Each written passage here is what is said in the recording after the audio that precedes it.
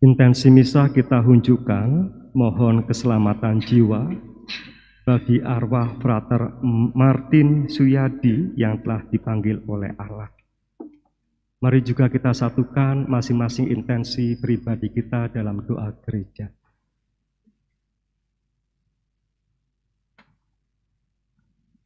Dalam nama Bapa dan Putra dan Roh Kudus.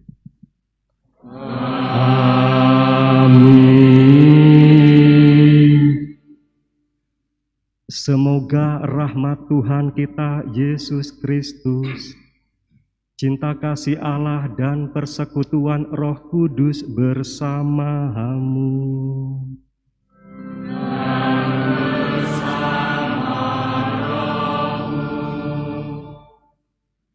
Para suster, frater, ibu bapak, saudari-saudara, anak-anakku yang dikasihi Kristus, hari Minggu ini kita memasuki hari Minggu biasa yang ketiga.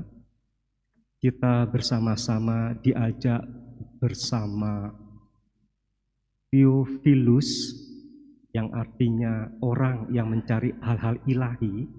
Kita pun sedang mencari hal-hal ilahi untuk membuka diri atas pengungkapan diri Tuhan Yesus. Tuhan Yesus, Guru dan Tuhan kita ini datang untuk melepaskan belenggu-belenggu kita, untuk melepaskan kebutaan-kebutaan kita. Kita sendiri banyak punya belenggu, banyak punya kebodohan-kebodohan, kebutaan. Kita membutuhkan Tuhan Yesus agar kita bisa menemukan kebenaran, jalan hidup yang benar dan yang bisa membawa kita kepada keselamatan. Saudara-saudari, marilah kita mengakui dosa-dosa kita supaya kita layak merayakan misteri suci ini.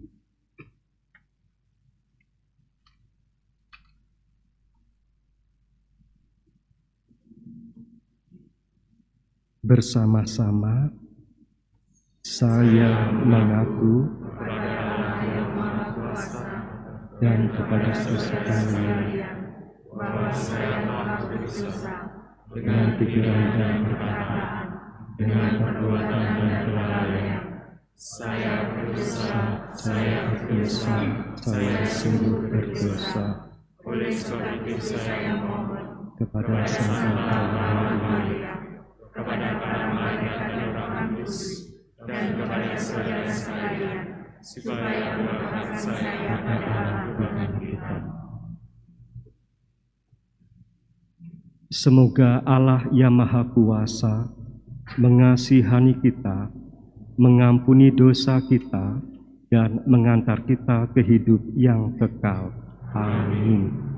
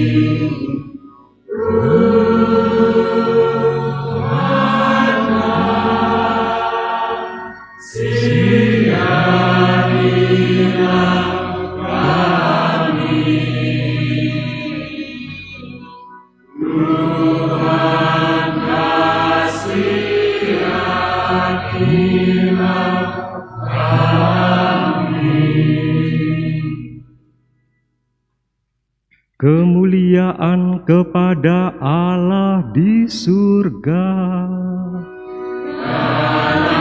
Budi kepada orang yang berkenan padanya.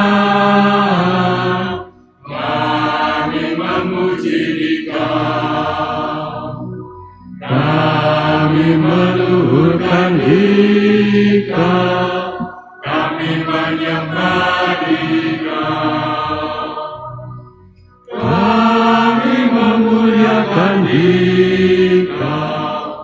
Kami bersyukur kepadamu karena kemuliaan-Mu yang besar. Ya Tuhan Allah Raja Surgawi, Allah Bapa yang Maha Kuasa. Ya Tuhan Yesus Kristus, Putra yang tunggal, ya Tuhan Allah, Anak Domba Allah, Putra Bapa. Engkau yang menghapus dosa dunia, kasihanilah kami. Engkau yang menghapus dosa dunia, kabulkanlah doa kami. Engkau yang duduk di sisi Bapa, kasihanilah kami. Karena hanya Engkaulah kudus, hanya Engkaulah Tuhan, hanya Engkaulah Maha Tinggi, ya Yesus Kristus. Bersama dengan Roh Kudus dalam kemuliaan Allah Bapa.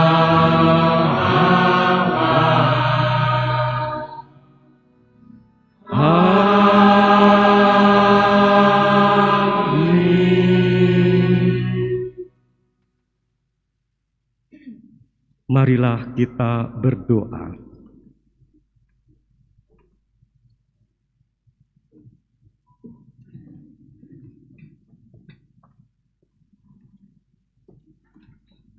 Ya Allah, melalui Yesus Kristus Putramu, Engkau telah menggenapi karya penyelamatanmu.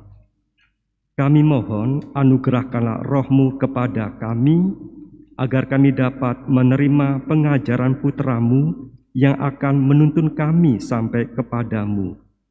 Sebab Dialah Tuhan dan pengantara kami yang bersamamu dalam persatuan Roh Kudus, hidup dan berkuasa, Allah kini dan sepanjang masa. Amin.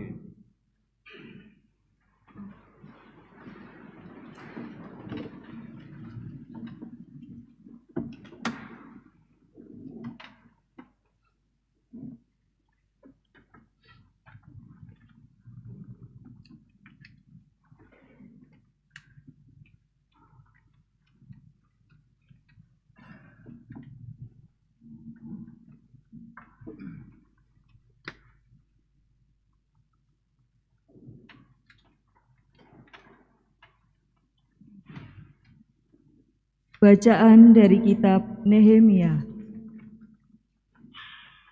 Sesudah umat Israel kembali dari pembuangan, pada hari pertama dalam bulan ke-7, Imam Ezra membawa kitab Taurat ke depan jemaat, pria, wanita, dan semua yang dapat mendengar dan mengerti. Ia membacakan beberapa bagian dari kitab itu di halaman di depan gerbang air dari pagi sampai tengah hari, di depan pria, wanita, dan semua orang yang dapat mengerti.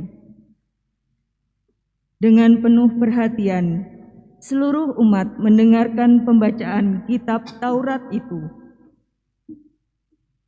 Adapun Ezra, ahli kitab itu, berdiri di atas mimbar kayu yang dibuat khusus untuk peristiwa itu. Ezra membuka kitab itu di depan mata seluruh umat, karena ia berdiri lebih tinggi dari semua orang. Pada waktu ia membuka kitab itu, semua orang bangkit berdiri. Lalu Ezra memuji Tuhan, Allah yang Maha Agung, dan semua orang menyahut, "Amin, amin," sambil mengangkat tangan. Kemudian mereka berlutut dan sujud menyembah kepada Tuhan dengan muka sampai di tanah.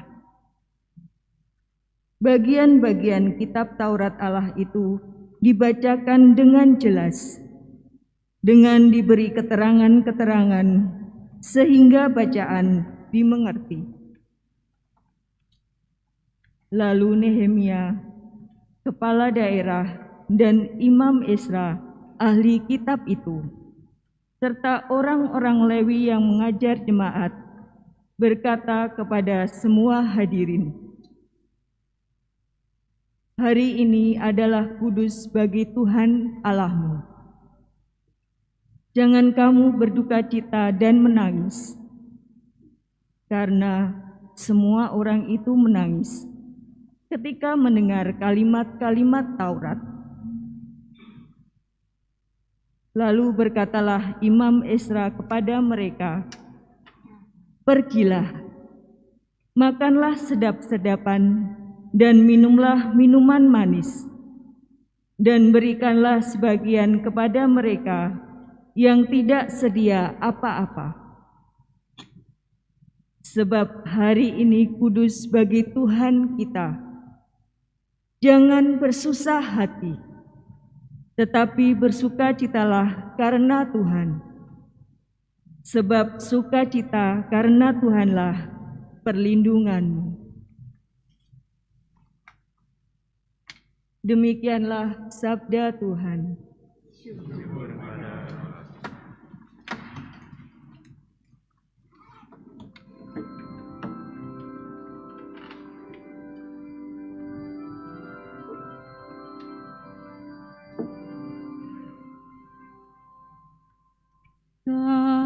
Sabda-Mu ya Tuhan adalah roh dan kehidupan. Sabda-Mu ya Tuhan adalah roh dan kehidupan. Taurat Tuhan itu sempurna, menyegarkan jiwa. Peraturan Tuhan itu teguh, memberikan hikmat kepada orang bersahaja. Sabda-Mu ya Tuhan adalah roh dan kehidupan. Kita Tuhan itu tepat, menyukakan hati. Perintah Tuhan itu murni, membuat mata berseri. Sabda-Mu ya Tuhan adalah roh dan kehidupan.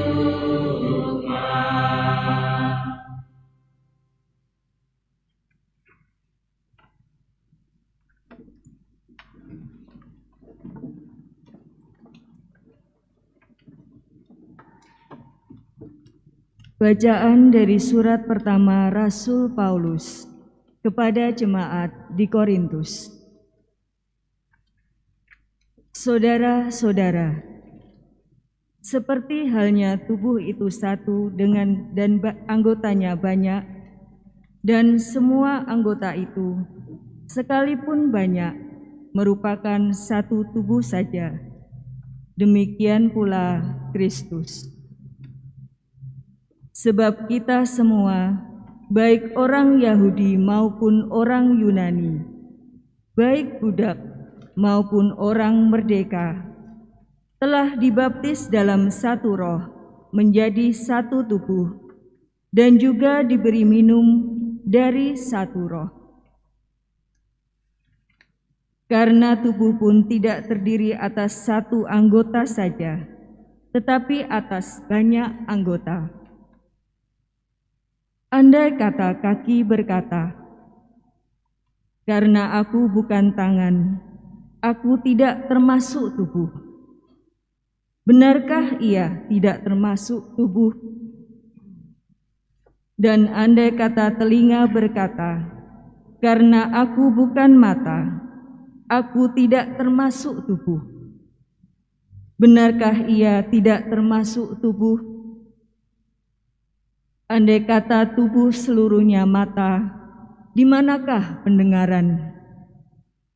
Andai kata seluruhnya telinga, di manakah penciuman? Tetapi Allah telah memberikan kepada semua anggota, masing-masing secara khusus, suatu tempat pada tubuh, seperti yang dikehendakinya. Andai kata semuanya adalah satu anggota, di manakah tubuh? Memang ada banyak anggota, tetapi hanya satu tubuh. Jadi mata tidak dapat berkata kepada tangan, "Aku tidak membutuhkan engkau." Dan kepala tidak dapat berkata kepada kaki, "Aku tidak membutuhkan engkau." Justru anggota-anggota tubuh yang tampaknya paling lemah malah paling dibutuhkan. Kepada anggota-anggota tubuh yang menurut pandangan kita kurang terhormat, kita berikan penghormatan khusus. Dan terhadap anggota-anggota kita yang tidak elok, kita berikan perhatian khusus. Hal ini tidak dibutuhkan oleh anggota-anggota kita yang elok.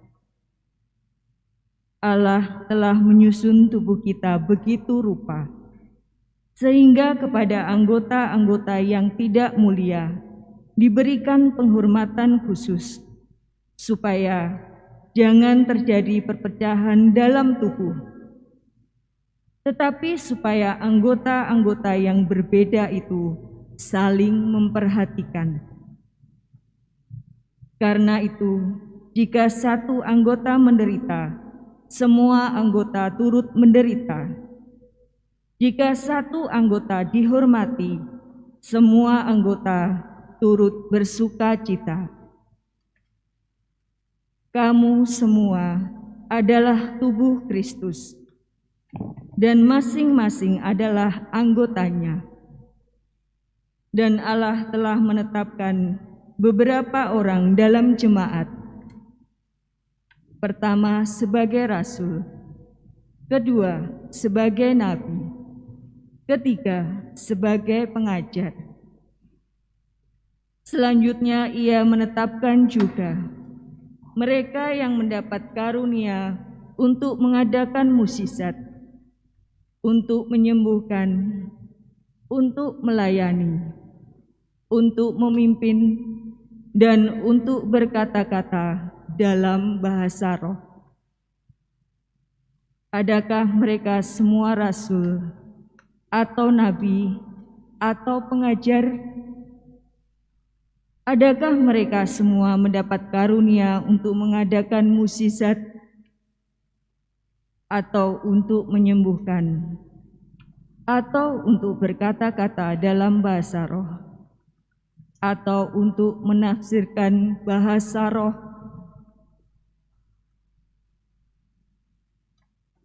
Demikianlah sabda Tuhan.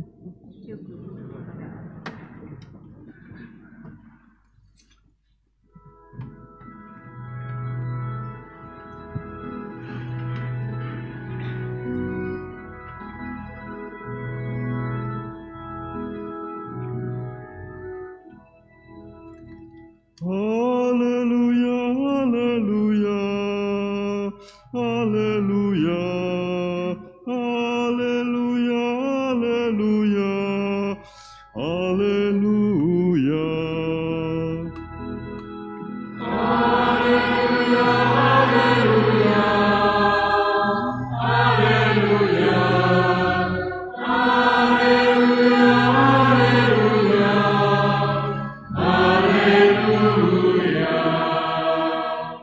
Tuhan Allah telah mengutus aku untuk menyampaikan kabar baik kepada semua orang miskin dan memberitakan pembebasan kepada orang-orang tawanan.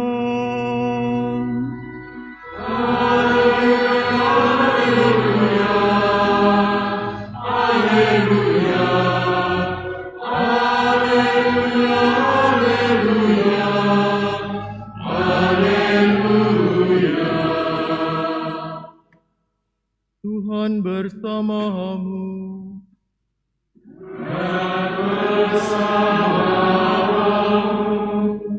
Inilah Injil suci Yesus Kristus menurut Lukas.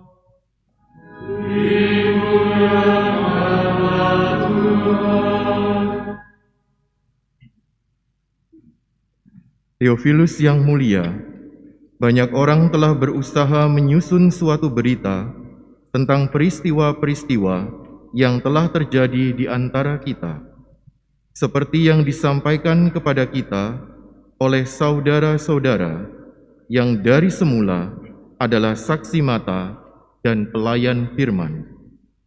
Karena itu, setelah menyelidiki segala peristiwa itu dengan seksama dari awal mulanya, aku mengambil keputusan untuk membukukannya dengan teratur bagimu. Dengan demikian engkau dapat mengetahui bahwa segala sesuatu yang diajarkan kepadamu sungguh benar. Sesudah dicobai iblis di padang gurun, dalam kuasa Roh, kembalilah Yesus ke Galilea. Lalu tersiarlah kabar tentang Dia di seluruh daerah itu. Selama di situ Ia mengajar di rumah-rumah ibadat dan semua orang memuji Dia. Yesus datang ke Nazaret, tempat Ia dibesarkan. Menurut kebiasaannya, pada hari Sabat Ia masuk ke rumah ibadat, lalu berdiri hendak membaca dari kitab suci.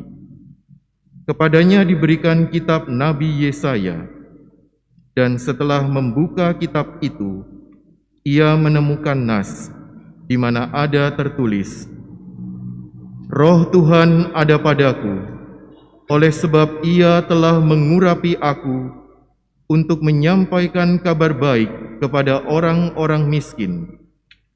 Ia telah mengutus aku untuk memberitakan pembebasan kepada orang-orang tawanan dan penglihatan bagi orang-orang buta, untuk membebaskan orang-orang yang tertindas, untuk memberitakan bahwa tahun rahmat Tuhan telah datang. Kemudian Yesus menutup kitab itu, mengembalikannya kepada pejabat lalu duduk. Dan mata semua orang dalam rumah ibadat itu tertuju kepadanya. Lalu Yesus mulai mengajar mereka, katanya, pada hari ini digenapilah nas tadi sewaktu kamu mendengarnya. Demikianlah sabda Tuhan.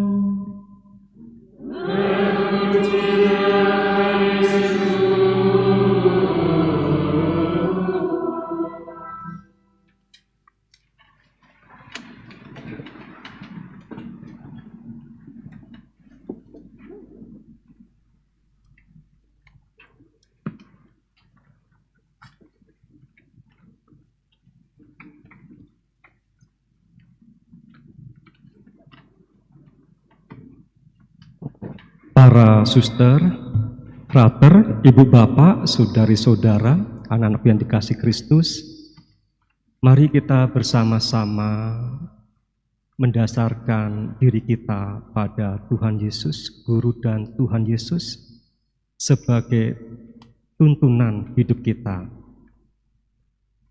Ada istilah scientia sacra yang artinya pengetahuan suci atau pengetahuan langsung dari Allah. Kita sering menyebutnya sebagai wahyu. Ada dua wahyu, wahyu subjektif dan wahyu objektif. Wahyu subjektif adalah wahyu diberikan oleh kemurahan Tuhan, terserah Tuhan, diberikan kepada siapapun. Dan ada wahyu objektif, yaitu kitab suci, sebagai ukuran dari semua wahyu subjektif, yaitu kitab suci. Hari ini kita memuliakan kitab suci, seperti dalam bacaan pertama dan Mazmur tanggapan. Ibu, Bapak, ada cerita dari dunia tasawuf, dari dunia muslim. Namanya Ibnu Al-Arabi. Dia mendapat pengetahuan langsung dari Allah. Berita ini didengar oleh Ibnu Rus, filosof besar muslim di Eropa. Terkenal sekali, tidak hanya filosof, dia juga seorang jaksa tinggi, sangat dihormati. Hidupnya sangat luhur sekali. Ibnu Rus ini sebagai cendekiawan, sebagai filosof ingin tahu pengalaman Ibnu Al-Arabi. Setelah mendapat pengetahuan langsung dari Allah, Ibnu Arabi ini nyepi selama 1 bulan. Ditunggunya dengan sabar oleh Ibnu Rus. Setelah 1 bulan menyepi, beliau bertamu ke Ibnu Rus dengan sopannya. Lalu Ibnu Rus bertanya kepada Ibnu Al-Arabi, "Wahai saudaraku Ibnu Arabi, apakah pengetahuan langsung dari Allah itu sama dengan pengetahuan yang aku peroleh setiap hari?" Dia seorang filosof. Dijawab, "Wahai Tuhanku, wahai Tuanku, ilmu pengetahuan langsung dari Allah rasanya kepala terpisah dari tenggorok. Kepala ini kan mulia, mencari keadilan, kejujuran, ya, keberanian. Yang tenggorok ini kan mencari kesenangan, terpisah. Dan pengetahuan serta kemampuan manusia tidak dibutuhkan sama sekali." Mendengar jawaban itu, Ibnu Rus gemeter. Nah, Ibu Bapak, kita ini manusia kodratnya ingin tahu, tentu berkaitan dengan pengetahuan atau kebenaran. Dan kita berjalan dalam kebenaran sudah luar biasa, sehingga kita bisa terlepas dari kekangan, dari penjara, dari tawanan. Yang pertama, tawanan dari alam.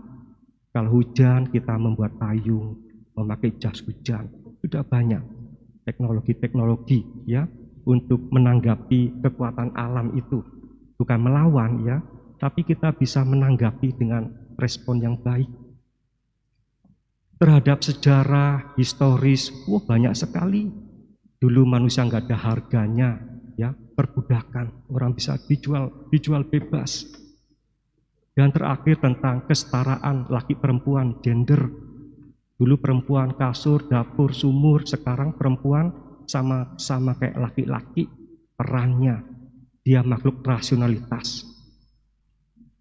Bisa saja seorang perempuan dan laki-laki berjalan berdua, tidak harus seks warnanya, tapi rasionalitas, merancang kegiatan, merancang proyek. Dan orang menyebutnya zaman ini semakin halus. Dulu kasar, disebut kasar. Karena apa? Teknologinya kasar, batu, besi. Kalau dipakai, ya, ditumbuk, diadu. Sekarang teknologinya halus sekali, hati-hati, ya, jangan sampai jatuh pecah. Halus. Dan dulu kita kasar, untuk makan kita membunuh hewan, ya, lalu kita makan.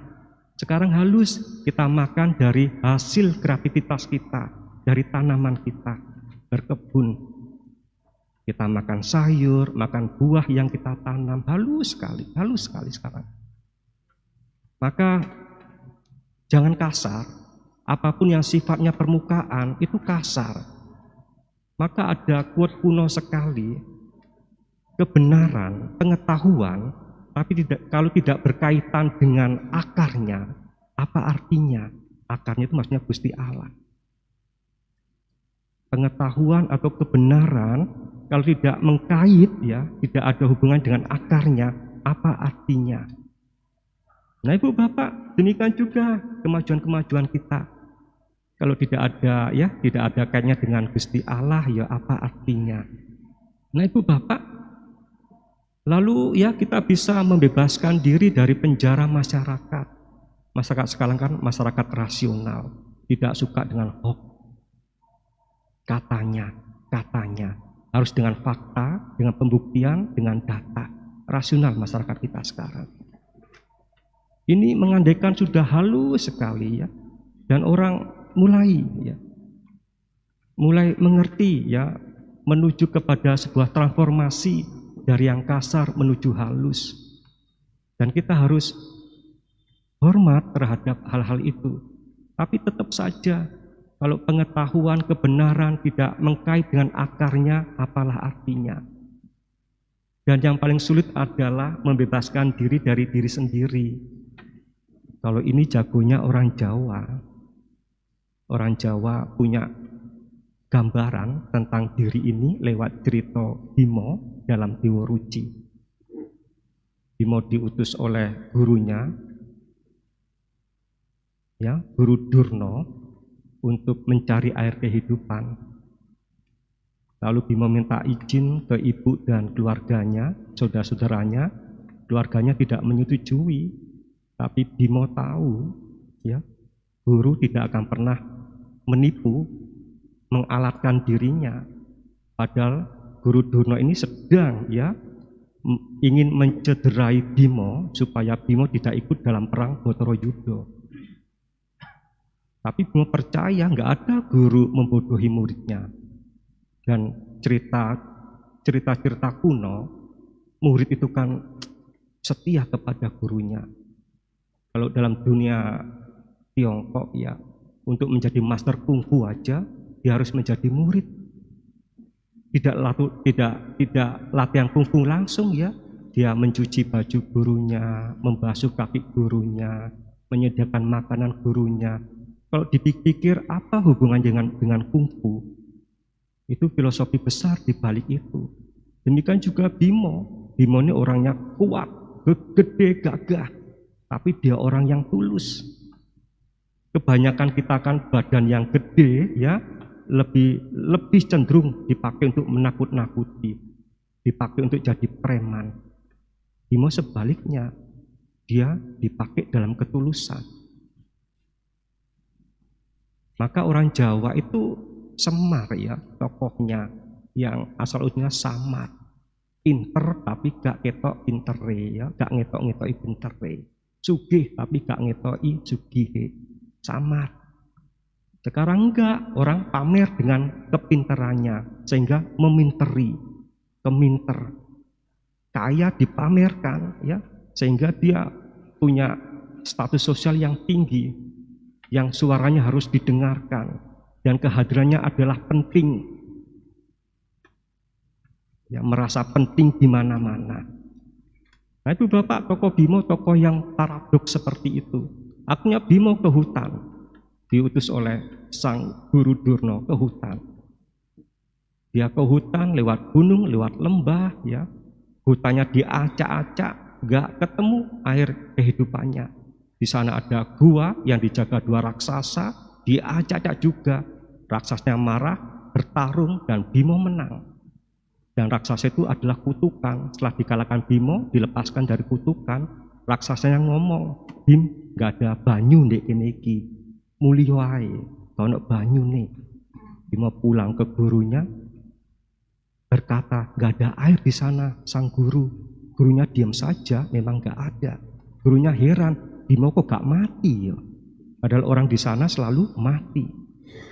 Lalu diutus lagi Bimo ke samudra.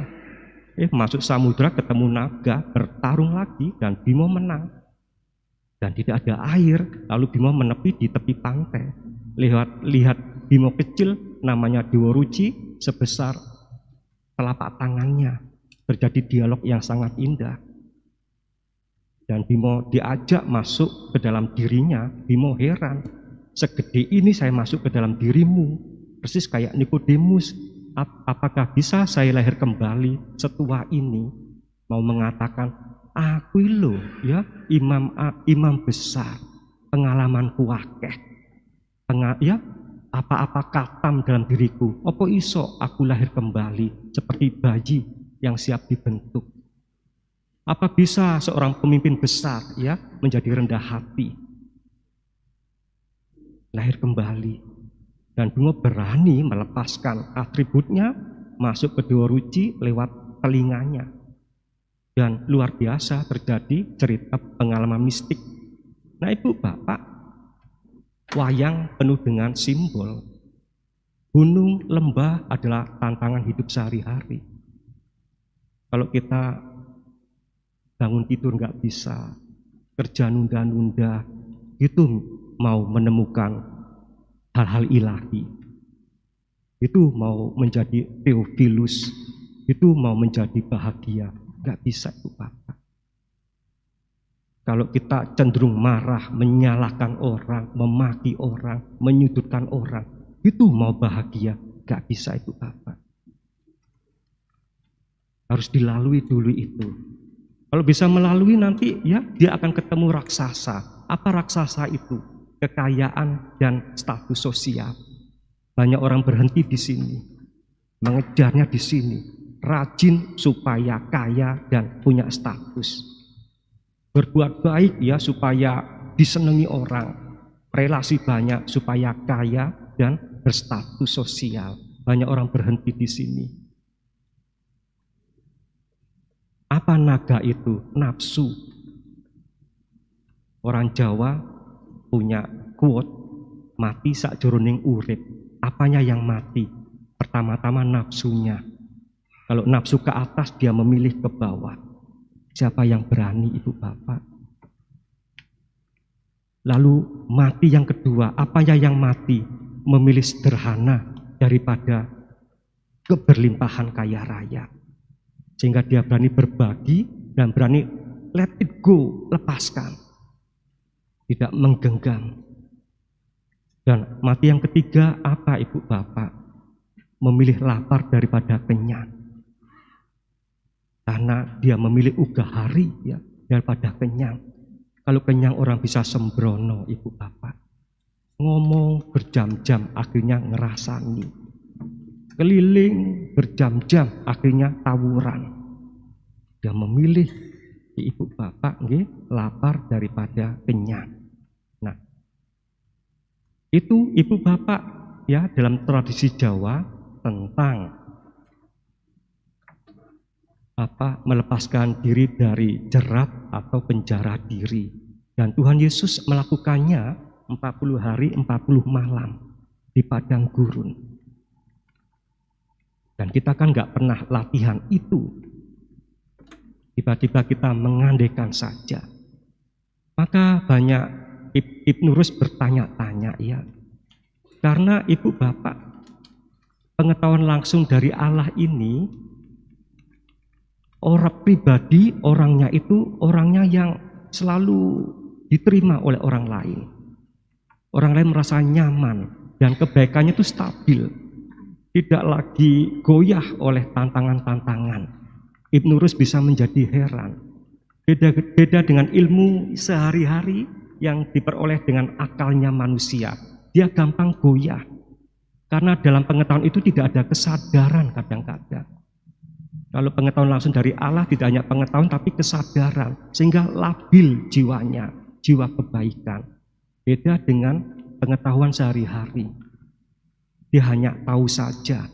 Kita tahu baik, tapi mengapa kita melakukan yang buruk? Kita tahu tentang hal-hal duniawi, mengapa kita marah? Mengapa kita cemburu? Mengapa kita sakit hati? Ibnu Rus makanya gemeter. Nah Ibu Bapak, kita kepingin pengetahuan dari Allah itu. Dan guru dan Tuhan Yesus ini ya luar biasa. Kalau guru-guru di timur ibaratnya telunjuk yang menunjuk bulan. Dia telunjuk tapi bukan bulan itu. Itu loh bulannya saya tunjukkan. Itu guru-guru suci timur. Kalau Tuhan Yesus adalah sakramen, dia keselamatan, dia sarana keselamatan sekaligus keselamatan itu sendiri. Dia telunjuk sekaligus bulan itu sendiri. Dan kehadirannya membantu kita untuk mempercepat pertumbuhan rohani kita. Ibu Bapak bayangkan Bimo supaya mendapat air kehidupan harus seperti Dewa Ruci. Perjalanannya adalah Dewa Ruci. Tapi kita bersyukur dengan Tuhan Yesus. Semua peristiwa tentang Tuhan Yesus ada dalam kitab suci. Hari ini kita merayakan kitab suci itu. Wahyu objektif itu diberikan kepada kita. Sepertinya kita ini jalan pintas. Ya kita bersyukur diberi wahyu itu. Tuhan Yesus, ya, akulah jalan, kebenaran dan kehidupan. Kita sangat dibantu oleh perjalanan yang singkat ini dalam kitab suci. Ayo Ibu Bapak, kita memahami, menyadari kitab suci itu dalam kehidupan kita. Sebagai kabar gembira, kita dibantu, dibebaskan dari penjara-penjara kita. Kita ini orang tawanan, terutama tawanan oleh kemelekatan-kemelekatan. Kita dibantu oleh kitab suci. Kita juga orang-orang buta, Domine ut videam, Tuhan semoga aku bisa melihat banyak kebutaan kita. Tiap malam kita menangisi dosa, menangisi kesalahan, itulah kebutaan kita. Besok kita mengulangi lagi. Dan kita mohon Ibu Bapak, kita kan makhluk ingin tahu, maka kita ini adalah mencari kebenaran terus menerus. Maka gerakan kita adalah mencari dan mencari, mengetuk dan mengetuk. Suatu saat pintu dibukakan, suatu saat kita mendapatkannya. Itu adalah anugerah Allah. Tugas kita adalah mengupayakan daya-daya kita. Seperti cerita talenta, 2 jadi 4, 5 jadi 10, bekerja keras. Dalam dunia mistik, ya, bukan aku yang mencari, tapi Allah yang menangkapku. Bukan aku yang mengerti, tapi Allah yang memberikan pengertian. Nah, tugas kita adalah berusaha terus. Mari kita berusaha terus mengembangkan potensi-potensi kita. Sehingga suatu saat, ya, kairos, tiba saatnya Allah memberikan karunia itu. Dan kita sudah dibantu kendaraan, kita dibantu sarana, yaitu kitab suci. Yang mempercepat kita sampai tujuan itu. Mari kita mencintai kitab suci, menerima Tuhan Yesus dengan kesungguhan kesadaran kita. Amin.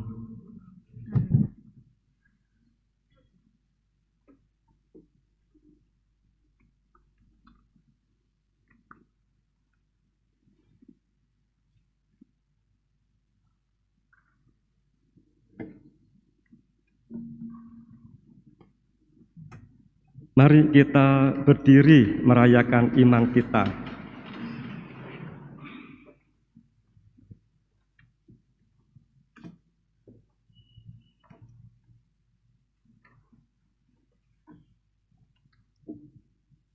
Bersama-sama, aku percaya akan Allah, Bapa yang Maha Kuasa, Pencipta langit dan bumi, dan anak Yesus Kristus, putra-Nya yang tunggal Tuhan kita, yang dikandung dari Roh Kudus, dilahirkan oleh perawan Maria, yang menderita sengsara dalam penderitaan Pontius Pilatus, disalibkan, mati dan dimakamkan, yang turun ke tempat kematian, ketiga bangkit dari dalam yang naik ke surga, sebelah kanan Allah Bapa yang Maha Kuasa. Dari situ Dia berdatang, mengambil orang yang hidup dan yang mati. Aku percaya akan Kudus, Gereja Katolik yang kudus, persekutuan darah kudus, pengampunan dosa, kebangkitan dan kehidupan kekal. Amin.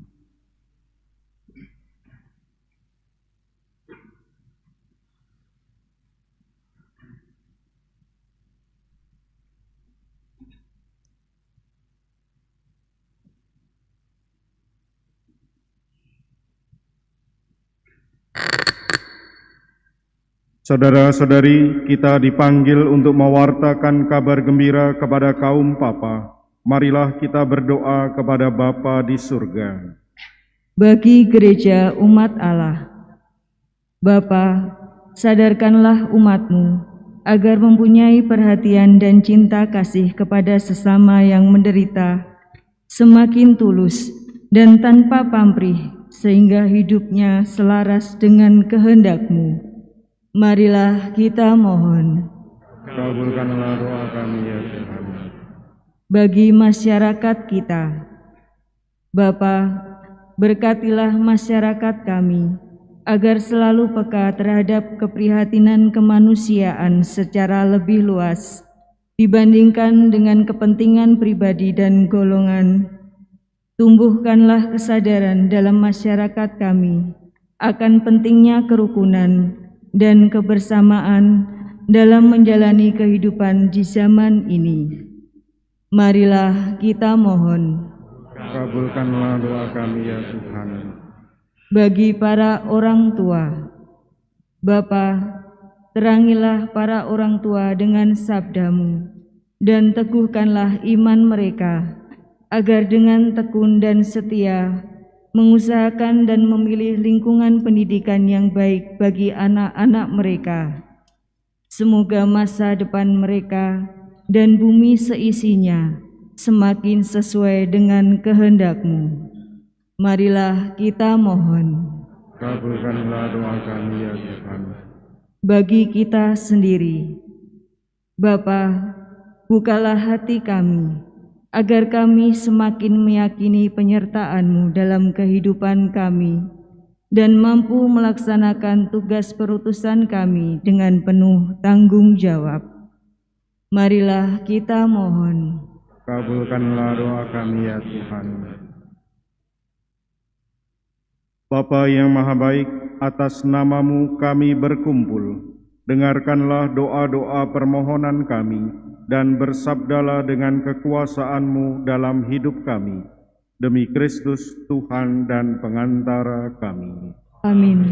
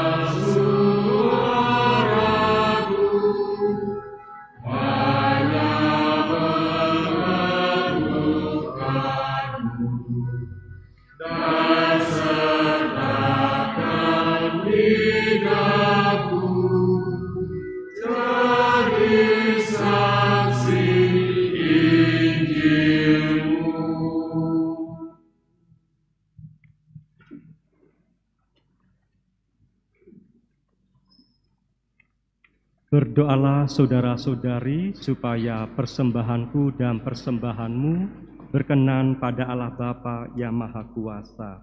Semoga persembahan ini diterima oleh Tuhan dan keselamatan kita serta seluruh umat Allah yang kudus.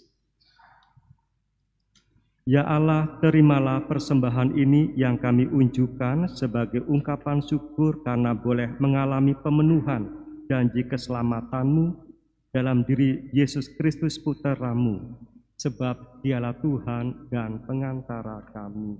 Amin.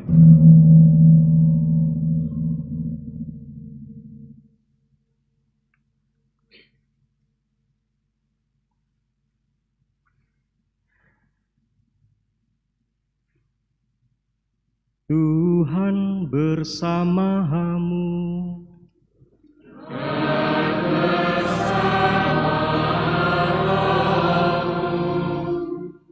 Marilah mengarahkan hati kepada Tuhan.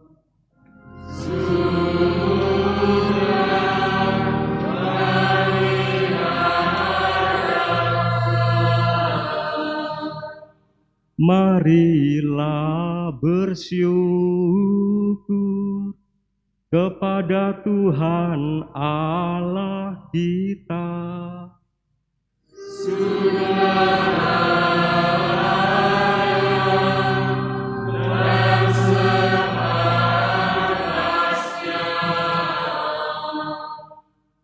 Sungguh pantas dan benar, layak dan menyelamatkan, bahwa kami selalu dan dimanapun bersyukur kepadamu Tuhan Bapa yang kudus, Allah yang maha kuasa dan kekal, dengan pengantaraan Kristus Tuhan kami. Sebab dengan kelahirannya Dia membaharui manusia yang lama, dengan penderitaannya Dia menghapus dosa kami, dengan bangkit dari antara orang mati, Dia membuka jalan menuju hidup yang kekal, dan dengan naik ke hadirat-Mu Bapa, Dia membuka palang pintu surga. Sebab itu, bersama rombongan malaikat dan para kudus, kami menyanyikan nada pujian bagi-Mu dengan tak henti-hentinya berseru.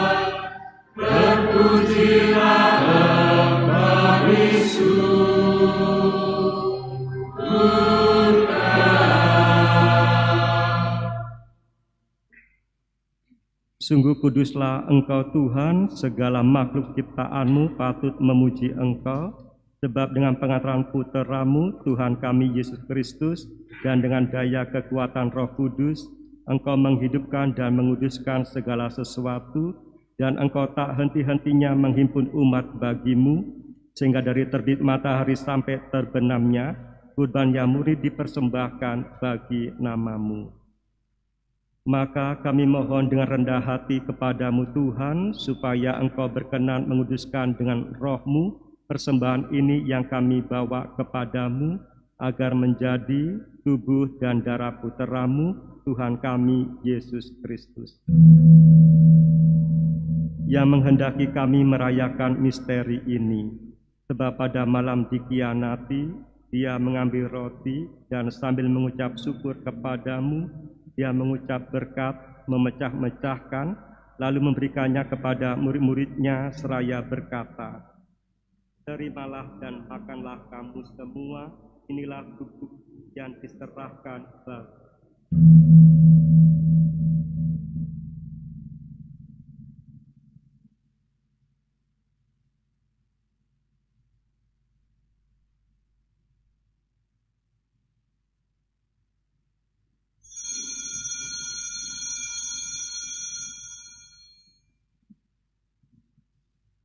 Demikian pula sesudah perjamuan, dia mengambil piala dan sambil mengucap syukur kepadamu, dia memberkati dan memberikannya kepada murid-muridnya seraya berkata, "Terimalah dan minumlah kamu semua, inilah piala darah perjanjian baru dan kekal, yang ditumpahkan bagimu dan bagi semua orang demi pengampunan dosa. Lakukanlah ini sebagai kenangan akan aku."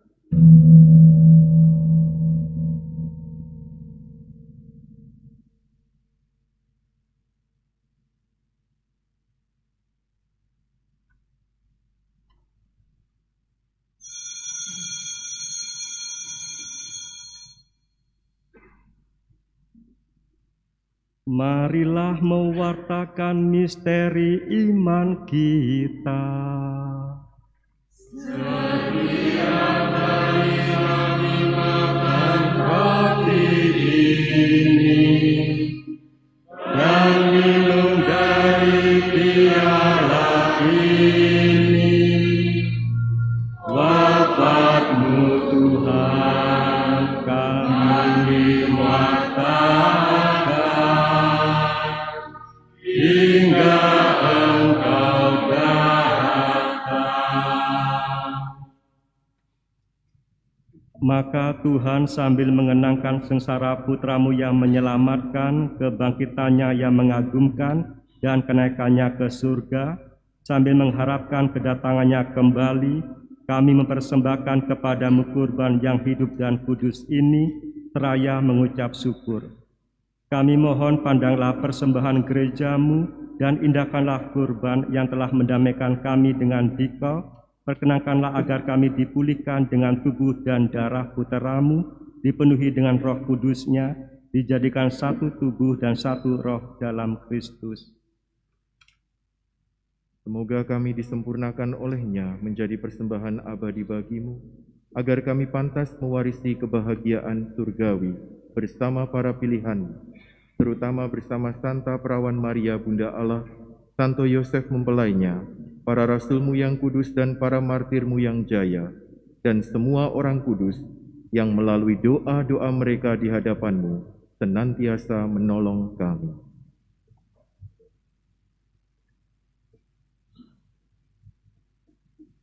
Kami mohon Tuhan, semoga korban yang mendamaikan ini menghasilkan damai dan keselamatan seluruh dunia. Semoga Engkau berkenan memperkuat gereja-Mu yang sedang bersiarah di bumi ini dalam iman dan cinta kasih bersama hamba-Mu, Paus kami Fransiskus, Uskup kami Vincentius, bersama semua uskup dan semua rohaniwan, serta seluruh umat kesayangan-Mu. Dengarkanlah dengan rela doa-doa umat-Mu yang Engkau perkenankan berhimpun di sini.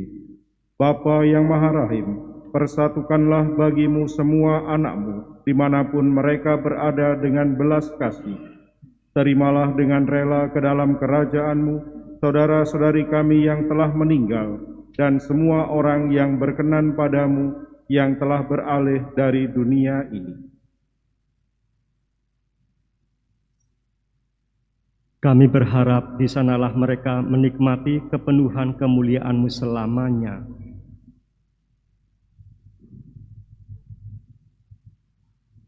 Dengan pengantaran Kristus Tuhan kami, melalui Dia Engkau melimpahkan segala kebaikan kepada dunia.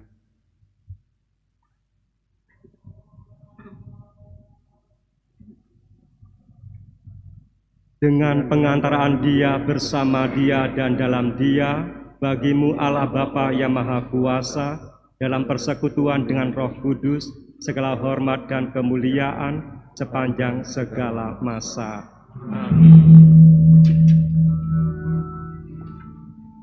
Atas petunjuk penyelamat kita dan menurut ajaran ilahi, Maka beranilah kita berdoa. Bapa kami yang ada di surga, dimuliakanlah namamu, datanglah kerajaanmu, jadilah kehendak-Mu di atas bumi seperti di dalam surga. Berilah kami rezeki pada hari ini, dan ampunilah kesalahan kami, seperti kami pun mengampuni yang bersalah kepada kami. Dan janganlah masukkan kami ke dalam pencobaan, tetapi bebaskanlah kami dari yang jahat. Tuhan kami mohon, bebaskanlah kami dari segala yang jahat. Sudilah memberi damai sepanjang hidup kami, supaya kami yang telah dikuatkan oleh kelimpahan belas kasih-Mu selalu bebas dari dosa dan dijauhkan dari segala gangguan, sambil menantikan harapan yang membahagiakan dan kedatangan penyelamat kami, Yesus Kristus. Raja yang mulia dan berkuasa untuk selama-lamanya. Tuhan Yesus Kristus, Engkau telah bersabda kepada para rasul-Mu, damai-Ku kutinggalkan bagimu, damai-Ku kuberikan kepadamu. Janganlah memperhitungkan dosa kami, tetapi perhatikanlah iman gereja-Mu, dan berilah kami damai dan kesatuan sesuai dengan kehendak-Mu. Engkau yang hidup dan meraja sepanjang segala masa. Amin. Semoga damai Tuhan selalu bersamamu dan bersama roh-Mu. Marilah kita saling memberikan salam damai.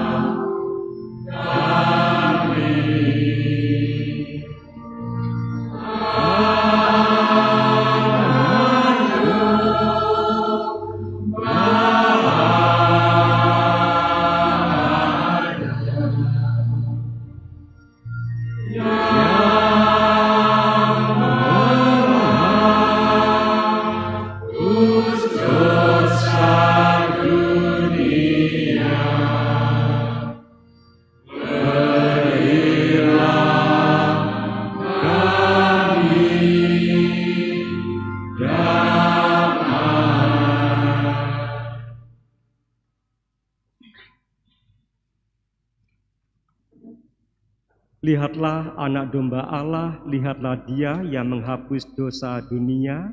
Berbahagialah saudara-saudari yang diundang ke dalam perjamuan anak domba. Ya Tuhan, saya tidak pantas Tuhan kepada saya, tapi sabdalah saja, maka saya akan sembuh.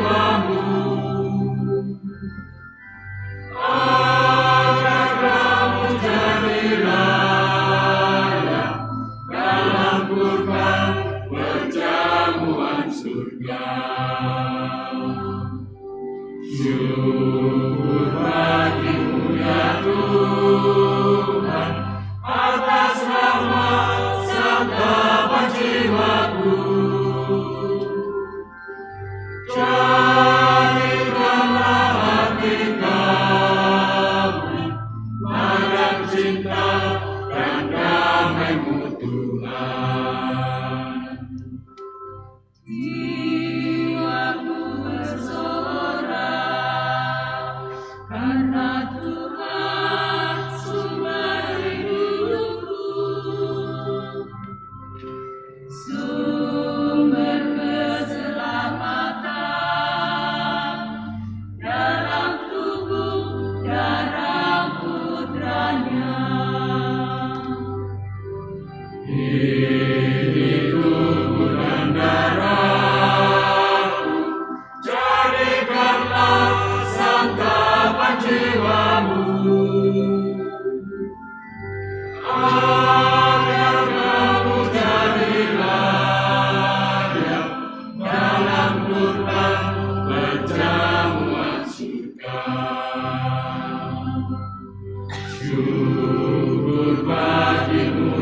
Tuhan, atas rahmat santapan jiwaku. Carikanlah hati kami, ladang cinta dan damai-Mu Tuhan. Gembira hatiku, karena Tuhan memilih aku. Hati yang dulu hampa, jadikanlah wajah-Mu Tuhan. Ini tubuh darahmu, jadikanlah santapan jiwamu, agar Kau jadi layak dalam kurban perjamuan surga.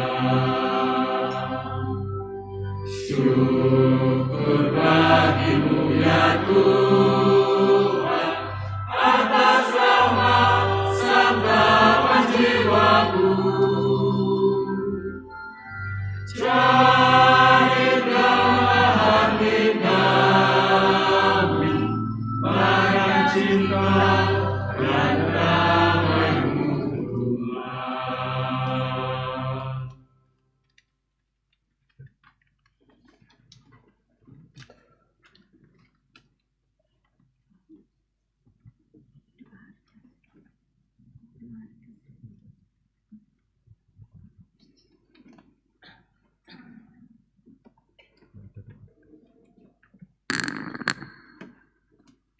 Marilah kita berdoa.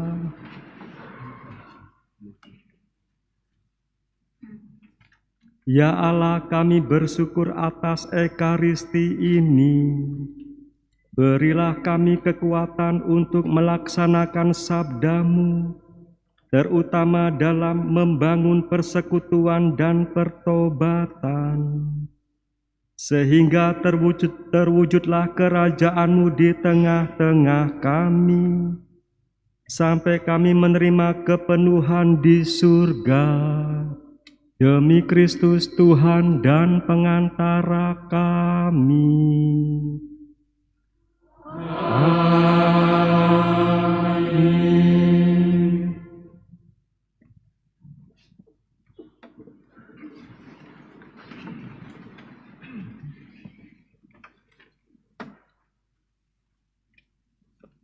Umat beriman yang terkasih dalam Kristus, kita ikuti rangkaian upacara serah terima jabatan Pastor Kepala Paroki Santo Vincentius A. Paulo Kediri dan penandatanganan berita acara sertijab yang akan didahului dengan pembacaan surat keputusan Uskup Keuskupan Surabaya.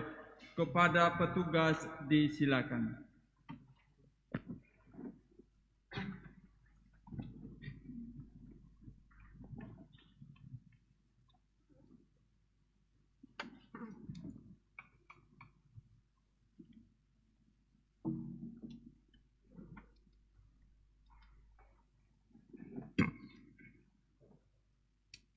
Surat keputusan nomor 417 garing G.113 garing 12 garing 2021. Vincentius Sutikno Wisaksono, Uskup Surabaya, dengan ini memberhentikan dengan hormat RD Agustinus Made Hadi Prasetya dari jabatannya sebagai 1. Pastor Kepala Paroki Santo Vincentius A. Paulo Kediri. 2. Ketua Badan Gereja Katolik Paroki atau BGKP Santo Vincentius A. Paulo Kediri. Surat keputusan ini mulai berlaku sejak tanggal 15 Januari 2022. Kami mengucapkan terima kasih atas jasa dan pengabdian Romo selama menjalankan perutusan sebagai Pastor Kepala Paroki Santo Vincentius A. Paulo Kediri. Sebagai bagian dari proses serah terima jabatan nanti, kami mohon agar Romo mempersiapkan laporan pertanggungjawaban pastoral dan harta benda gereja secara tertulis, beserta semua lampirannya sesuai ketentuan keuskupan dalam pedoman DPP dan BGKP. Setelah penyelesaian LPJ, Romo diharapkan bisa mengatur pertemuan bersama-sama pengurus DPP, BGKP dengan calon pastor kepala paroki pengganti Romo. Dalam pertemuan tersebut, hendaknya dibicarakan dan dijelaskan langkah-langkah pastoral yang telah Romo buat agar pastor kepala paroki yang baru dapat mempertimbangkan kontinuitasnya. Adapun notulensi pertemuan tersebut dan refleksi pastoral mohon dikirimkan ke keuskupan paling lambat 1 minggu sebelum surat keputusan ini berlaku. Demikian surat keputusan ini dibuat. Apabila di kemudian hari ternyata terdapat kekeliruan atau keadaan baru yang membutuhkan perubahan di dalamnya, surat ini akan diperbaiki sebagaimana mestinya. Surabaya, 22 Desember 2021, Berkat Tuhan, Vincentius Sutekno Wisaksono, Uskup Surabaya. Surat keputusan nomor 421 garing G.113 garing 12 garing 2021. Uskup Surabaya Monsinyur Vincentius Sutekno Wisaksono dengan ini mengangkat RD Martinus Damar Cahyadi sebagai Pastor Kepala Paroki Santo Vincentius A. Paulo Kediri, sebagai Ketua Badan Gereja Katolik Paroki BGKP Santo Vincentius A. Paulo Kediri. Surat keputusan ini mulai berlaku sejak tanggal 15 Januari 2022 sampai dengan 15 Januari 2025. Kami mengucapkan terima kasih atas kesediaan Romo menerima tugas perutusan ini dan selamat berkarya dengan semangat yang baru. Sebagai bagian dari proses serah terima jabatan nanti, kami berharap agar Romo berkenan mengatur pertemuan dengan pastor kepala paroki yang akan Romo gantikan bersama-sama pengurus DPP BGKP. Tempat Romo akan bertugas agar dapat dibicarakan dan dijelaskan langkah-langkah pastoral yang telah dibuat sehingga sebagai pastor kepala paroki yang baru, Romo dapat mempertimbangkan kontinuitasnya. Notulensi pertemuan ini akan menjadi salah satu dokumen syarat dalam laporan pertanggungjawaban yang harus dikumpulkan pastor kepala paroki yang Romo gantikan ke keuskupan. Demikian surat keputusan ini dibuat. Apabila di kemudian hari ternyata terdapat kekeliruan di dalamnya, surat ini akan diperbaiki sebagaimana mestinya. Surabaya, 22 Desember 2021, Berkat Tuhan, Vincentius Sutekno Wisaksono, Uskup Surabaya.